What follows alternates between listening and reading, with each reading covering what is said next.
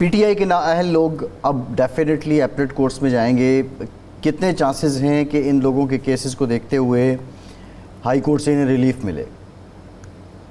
जी अस्सलाम वालेकुम। एक तो बहुत बहुत शुक्रिया आपने हमें बुलाया इस कानूनी नुक्ता नज़र के अंदर। मैं इसमें कुछ चीज़ें स्पेसिफाई करना चाहूँगा, स्ट्रिक्टली लीगल मैं आपसे बात करूँगा इसके अंदर।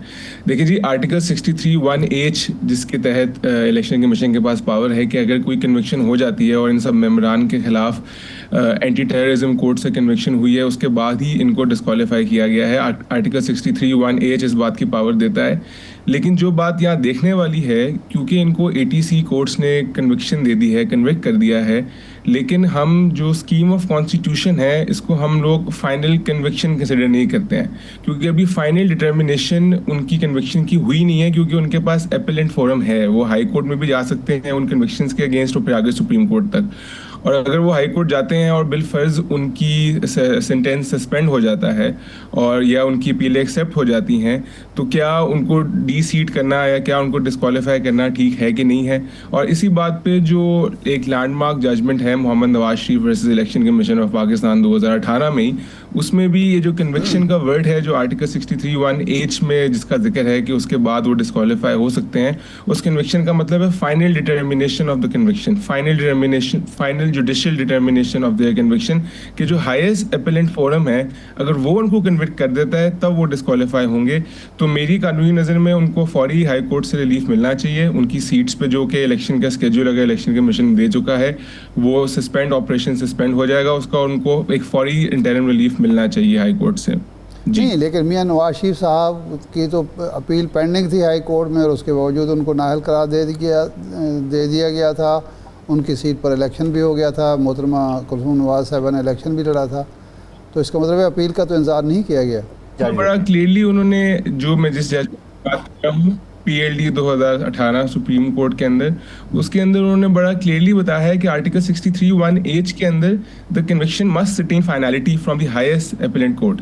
अच्छा, तो वहाँ जब तक वो वहाँ उनकी अपील का फैसला नहीं होता, कन्विक्शन कंसिडर नहीं की जाएगी, उनको डिस्क्वालीफाई नहीं किया जा सकता। अच्छा, सही है।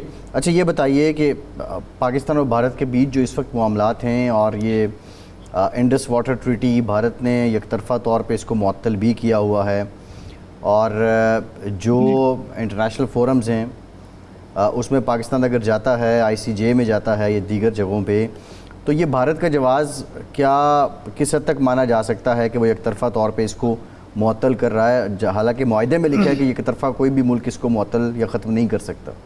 तो बेसिकली ये बड़ा अच्छा, और इसके अंदर पाकिस्तान को इंटरनेशनल कोर्ट ऑफ जस्टिस में जाना भी चाहिए। देखें, वर्ल्ड बैंक ने जब ये इंडस वाटर ट्रीटी साइन हुई तो वर्ल्ड बैंक इसके अंदर एक फैसिलिटेटर था, एक न्यूट्रल पार्टी थी, और इसमें बहुत जगह ये भी बात लोगों के जहनों में है कि वो एक आर्बिट्रेटर था। वर्ल्ड बैंक एक आर्बिट्रेटर नहीं था, वो फैसिलिटेटर था।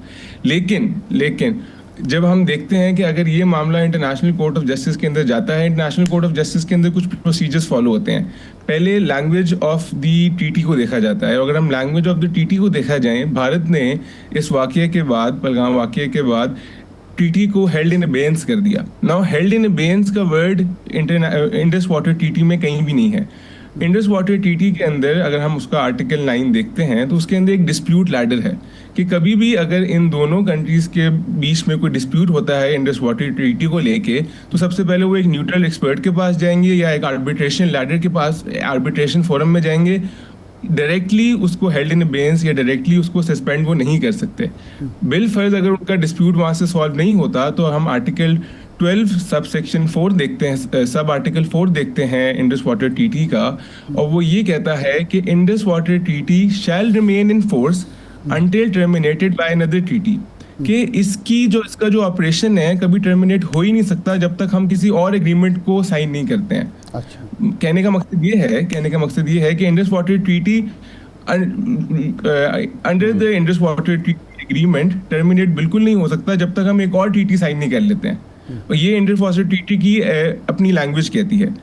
अगर हम उसमें आगे देखें, अगर ये मामला इंटरनेशनल कोर्ट ऑफ जस्टिस में जाता है तो वहाँ पे वहाँ के अंदर हम लोग उसमें वियना कन्वेंशन के रूल्स कुछ अप्लाई होते हैं, उनके हम आर्टिकल 60 और आर्टिकल 62 को भी देखते हैं। ट्रीटी सिर्फ तब भी सस्पेंड हो सकती है, या जैसे भारत ने उसको हेल्ड इन अबेयंस कर दिया, जहाँ कोई बहुत ही अनफोर्सीन फंडामेंटल चेंज आ जाए या जहाँ कोई बहुत बड़ा मटेरियल ब्रीच आ जाए। तो अभी तक लीगली जितनी हमारी रिसर्च है, भारत के पास कोई ऐसा जवाब नहीं है कि वो ट्रीटी को सस्पेंड हेल्ड इन। जी अच्छा, ये बताइएगा, एक स्पीकर कौमी असम्बली अयाज सादिक साहब ने ख़बरदार किया कि जो शेख वकास अकरम हैं, मेंबर पार्लियामेंटेरियन हैं, उनकी 40 से ज़ायद एब्सेंटीज़ हो चुकी हैं। तो ये मुस्तकिल और मुसलसल गैर हाज़िर रहने पे क्या स्पीकर उनको डी सीट करने का रेफरेंस भेज सकते हैं इलेक्शन कमीशन को? बिल्कुल, देखें अब इसके अंदर जो कानूनी नुक्ता है, इसके अंदर अगर हम article 64 of the constitution of Pakistan देखते हैं, तो वो आर्टिकल 64 सब सेक्शन 2 ये कहता है कि हाउस में declare the seat of a member vacant if without leave of the house he remains absent for 40 consecutive days. 40 consecutive days के बाद अगर वो मेंबर एब्सेंट रहता है 40 कंसेक्यूटिव सेशंस के बाद, तो उसकी सीट वेकेंट करार दी जा सकती है। लेकिन इसमें शेख वकास अकरम साहब का जो स्टैंस है वो भी बड़ा वैलिड है कि उन्होंने रूल्स जो नेशनल असेंबली के रूल्स के तहत पहले ही अपनी लीव की एप्लीकेशन वहाँ पेंडिंग है, उस एप्लीकेशन का फैसला अभी तक स्पीकर ने नहीं किया, तो उस एप्लीकेशन के फैसले के बगैर उसकी वैकेंसी ये पॉसिबल है कि नहीं है, ये बात देखने वाली है। क्योंकि उनकी जो लीव थी वो अनइन्फॉर्म नहीं थी। वो कहते हैं कि हमने एप्लीकेशन दी भी थी अपनी लीव के लिए और हमने उसको जस्टिफाई किया हुआ था, लेकिन कानून में इसकी बिल्कुल गुंजाइश है। लेकिन वहाँ उनका स्टैंस भी बहुत वैलिड है कि हमने पहले से ही एक लीव की एप्लीकेशन डाली हुई थी। अच्छा, एक केस है, इससे पहले जनाब इसाक डार साहब सेनेट के मेंबर मुंतखब हुए, वो मुल्क से बाहर थे, उन्होंने आके हल्फ नहीं उठाया, कोई तकरीबन 3 साल तक वो पाकिस्तान आए नहीं, हल्फ भी नहीं उठाया। लेकिन 3 साल बाद जब वो आए तो उनसे हल्फ भी ले लिया गया और उनको मेंबर भी डिक्लेयर कर दिया गया। तो ये उससे मुख्तलिफ केस है? उससे बहुत मिलता जुलता है। वहाँ भी उस केस के अंदर भी उनकी एक एप्लीकेशन लीव वाली पेंडिंग थी, तो उससे बहुत मिलता जुलता है। और ये एक प्रोसेस है कि अगर ये सीट की वैकेंसी वेकेंट करार देते भी हैं, इसका फैसला भी हाउस ही करेगा और उसके हाउस में मेजॉरिटी वोट चाहिए होंगे सीट की वैकेंसी को देखने के लिए।